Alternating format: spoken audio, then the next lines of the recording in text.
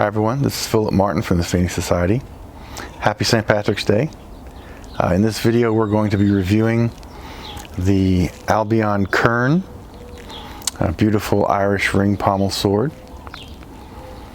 And this one has a emerald green leather grip.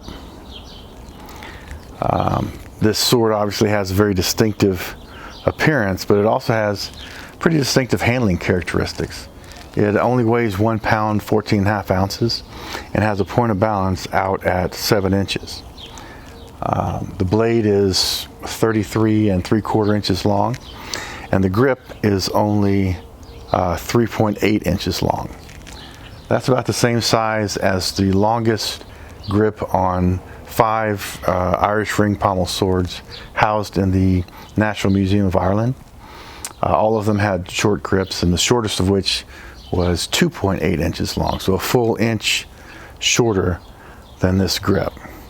That short grip length, combined with the ricasso, the fact that the pommel, if you grip it below the guard, is not comfortable. It has these fairly sharp edges that dig into your hand if you hold it in this way, and you can imagine trying to grip it if this grip was a full inch shorter. So I believe that this sword is meant to be used with the finger over the crossguard. Having it over the crossguard yields a number of advantages, and it was used that way during the same time that these swords existed in Ireland. It was used that way in other parts of Europe and Italy and so forth, to deliver false edge cuts. And if you're not familiar with that term, if you're holding a sword, the edge that's in the same direction as your fingers, your thumb, that's the true edge, and then the back edge of the sword is the false edge. And with the finger over the crossguard, you can deliver false edge cuts from any direction effectively. So that's a big advantage in a fight. And combining that with the fact that the Irish Kern carried small shields, targes, which were also used in Scotland, but they're used by the Kern in Ireland as well. There's a video by the Albion Kern on YouTube that I'll link in the description, where he describes the use of the targe by the Kern in Ireland. But as you saw in my video where I reviewed the Albion Doge, those false edge cuts can be very, very effective.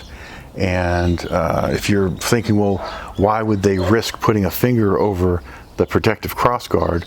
Well, there's several things to say about that. One, and there are other YouTube videos out there to discuss the fact that the crossguard really doesn't provide that much hand protection. It's useful. It's useful for potentially catching the blade when coming in close and binding and so forth, but a small buckler or the targe that they carried, the primary use of that shield would be to protect the sword hand. So the benefits of using the sword, the benefits from cutting from various angles using the false edge, also the increased point control, having the finger over the cross, was a much bigger advantage than, far outweighs the small disadvantage of having your finger exposed over the crossguard. I did some cutting with this sword this past weekend, so let's watch that footage and see how well this Albion Kern cuts the Tommy.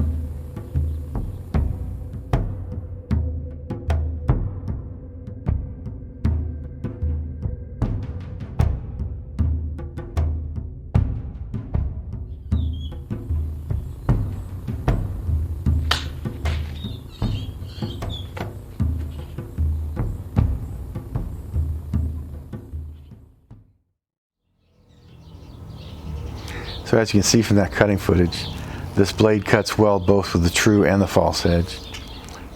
Which we've also seen in that last feat is that the sword thrusts very well. As I mentioned before, having the finger over the cross allows really, really fine point control. And so you can deliver a powerful cut and then follow up quickly with a very accurate thrust, making this a very, very formidable weapon. I'm very impressed with this sword. In fact, that's a bit of an understatement. It's an amazing, lively, and very effective weapon. I hope you found this review useful. I hope you enjoyed it. I hope you enjoy your St. Patrick's Day, and thank you very much for watching.